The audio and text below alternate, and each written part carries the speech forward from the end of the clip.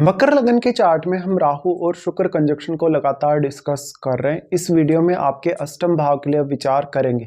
अष्टम भाव की बात आती है तो यहाँ लियो साइन में आपके राहु और शुक्र स्थित होंगे। देखिए, शुक्र जब जब भी लियो साइन में स्थित होता है या वो मंगल के ग्रहों में स्थित होता है तो उतना बेटर प्रभाव नहीं दे पाता, क्योंकि यहाँ पर जो है सूर्य का घर है और ये काफ़ी ज़्यादा फायरी प्लैनेट है सूर्य, तो यहाँ पर जो एनर्जी है वो सूर्य का है और शुक्र यहाँ उतना बेहतर तरीके से काम नहीं कर पाएगा। मेनली जब आप रिलेशनशिप की बात करते हैं, मैरिज की बात करते हैं, बट आपके टैलेंट के हिसाब से, क्रिएटिविटी के हिसाब से ये कंजक्शन बहुत ही ज़्यादा फेवरेबल है। इसलिए अब आपको शनि की प्लेसमेंट को भी देखना जरूरी होगा और सूर्य की प्लेसमेंट को भी। यहाँ पे अब क्योंकि राहु शनिवत ही चलते हैं तो मान लो अगर आपके शनि बहुत ही वेल प्लेस्ड है तब आप यहाँ थोड़े बेटर रिजल्ट एक्सपेक्ट कर सकते हो, बट अगर सूर्य भी बहुत स्ट्रॉन्ग हुए तो आपको काफ़ी ज़्यादा क्रिएटिव स्किल्स मिलेंगे ये कंजक्शन के होते हुए। पर यहाँ पर आपकी आर्थिक स्थिति को लेकर बहुत ज़्यादा रिस्क रहेगा और आपकी मैरिज और आपके रिलेशनशिप को लेकर भी।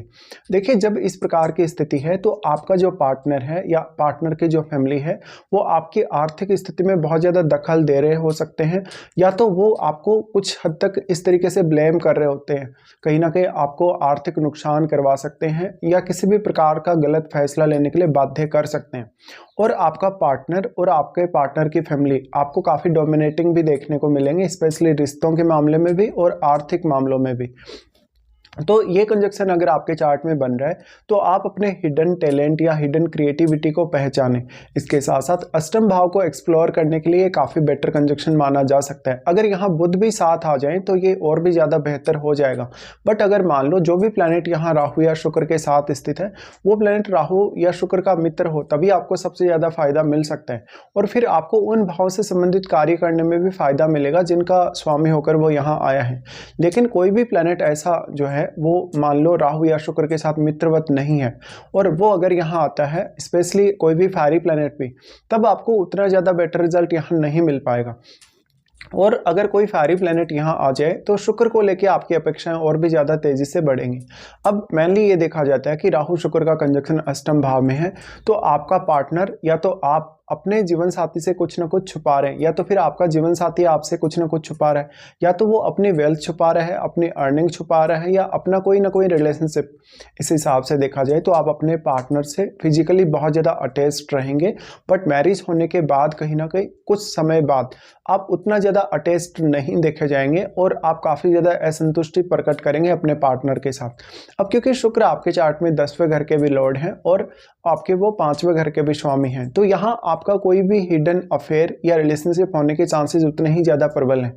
साथ में अगर आप अपने हिडन टैलेंट को पहचान पाए, हिडन क्रिएटिविटी को अगर पहचान पाए तो आपके लिए ये कंजक्शन कैरियर के हिसाब से काफ़ी बेटर तरीके से काम करेगा।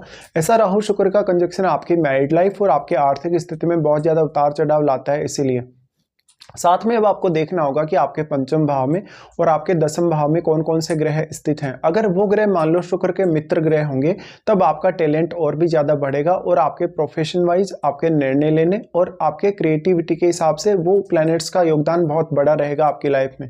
बट आपको इसमें महादशा का प्रभाव भी देखना होगा, क्या वास्तव में आपको राहु की या शुक्र की महादशा है या नहीं, और अगर आपको इनकी महादशा है तो वो कौन से एज पीरियड में आपको आने वाली है, ये सब आपको विचार करना चाहिए। साथ में देखिए, अब यहाँ राहु या शुक्र के साथ कोई भी प्लैनेट अगर आ गया तो उस प्लैनेट की क्वालिटीज भी काफी मल्टीप्लाई होंगी और वो ग्रह यहाँ शुक्र को भी प्रभावित कर पाएगा। बट अगर आपका शुक्र यहाँ पे वक्री कंडीशन में बैठा हो तब आपके लिए प्रॉब्लम्स और भी ज्यादा बढ़ेंगी, क्योंकि तब शुक्र आपके सप्तम भाव की तरफ ही मूव कर रहा है और राहु भी आपके सप्तम की तरफ ही मूव कर रहे हैं। लेकिन अगर शुक्र यहाँ वक्री होकर नहीं बैठे, अगर सामान्य स्थिति में बैठे तो आपके नवम भाव की तरफ मूव कर रहे हैं। इस हिसाब से अगर देखा जाएगा तो आपको मैरिज जब आप कर रहे हैं तो आपको पार्टनर की फैमिली का बैकग्राउंड, इवन अपने पार्टनर का बैकग्राउंड बहुत अच्छे से देखना होगा। साथ साथ में इस स्थिति में आपको ये भी देखना होगा कि पार्टनर आपको आर्थिक मामलों में किस प्रकार से बिहेवियर रखता है या किस प्रकार से वो सपोर्ट कर पाता है। इसके साथ ही अगर हम यहाँ दृष्टियों के हिसाब से विचार करें तो राहु यहाँ आपके 12th हाउस पे अपनी दृष्टि डालते हैं, जहाँ पर वो अपने नीच के घर पे दृष्टि डाल रहे हैं।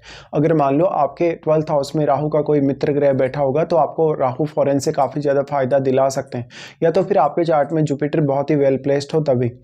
इस हिसाब से अगर देखा जाए तो मैरिज और आपके आर्थिक मामलों को लेकर जो जो प्रभाव आएंगे लाइफ में, उनको लेकर राहु और शुक्र का रोल काफ़ी ज़्यादा इंपॉर्टेंट आपके लिए होगा। मैरिज होने के पश्चात या तो आप अपने पार्टनर की फैमिली की वजह से या तो पार्टनर की एडवाइस की वजह से विदेश में जा सकते हैं या वहाँ सेटल भी हो सकते हैं। इस हिसाब से आपको फॉरेन से इनकम होने की संभावना भी काफ़ी ज़्यादा प्रबल होगी।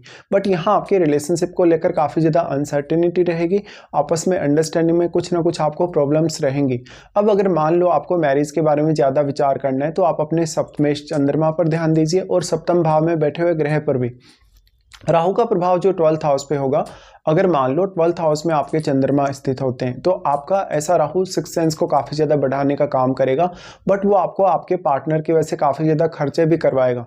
इस हिसाब से देखा जाए तो आपको अपने खर्चों पर काफ़ी कंट्रोल रखना होगा। अगर यहाँ पर आपको बहुत ज़्यादा सक्सेस पानी है, बहुत ज़्यादा अर्निंग्स करनी है, तो आप फॉरेन में अगर सेटल होते हैं तब ये कंजक्शन आपके लिए ज़्यादा फेवर कर सकता है।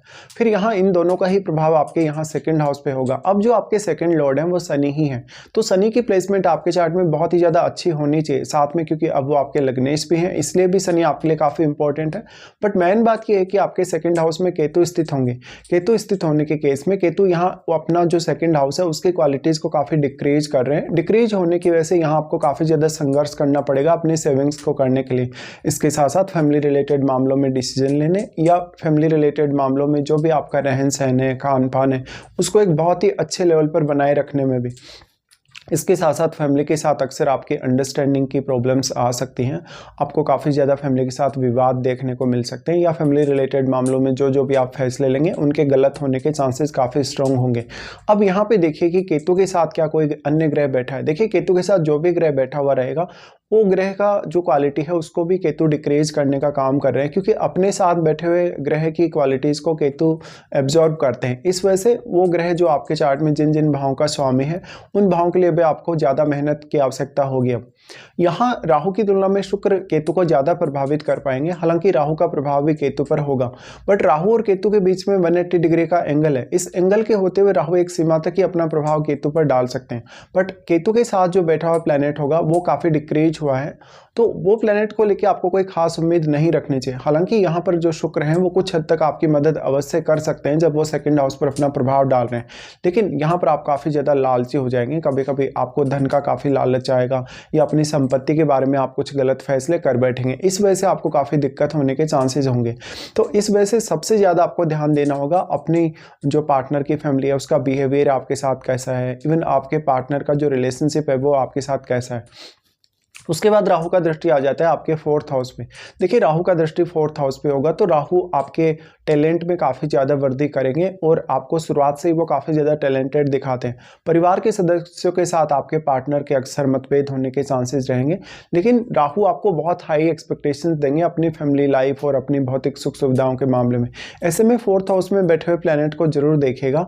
यहाँ पर अब आपको क्योंकि उग्रता इसलिए भी ज़्यादा रहेगी, ये मंगल का घर है, इसलिए फैमिली रिलेशंस को लेकर सबसे ज़्यादा सावधानी बरतने की आपको आवश्यकता होगी और फैमिली रिलेटेड मामलों में कोई भी ज़्यादा ऑब्सेशन में आके या गुस्से वगैरह में आके कोई भी फैसला ना करें तो आपके लिए ज़्यादा बेटर होगा। इस प्रकार का राहु आपको लाइफ में कुछ बहुत बड़ा अचीव करने के लिए भी काफ़ी ज़्यादा ऑब्सेस्ड करेगा। हालांकि ये आपके लिए कुछ हद तक फेवर कर सकता है क्योंकि यहाँ शुक्र 10th लॉर्ड ही हैं वास्तव में, तो शुक्र यहाँ पे अगर वक्री हो जाते हैं उस केस में आपको सबसे ज़्यादा डिफिकल्टी आएगी। इस हिसाब से अब आपको अपनी महादशा पर गौर करना चाहिए और महादशा अगर आपको है राहु या शुक्र की तो आपको अपने रिलेशनशिप को लेकर सबसे ज़्यादा अलर्ट रहने की आवश्यकता होगी। साथ ही साथ जो आपको दशा है वो कौन से एज पीरियड में आ रही है इसका भी बहुत बड़ा रोल होगा आपकी लाइफ में।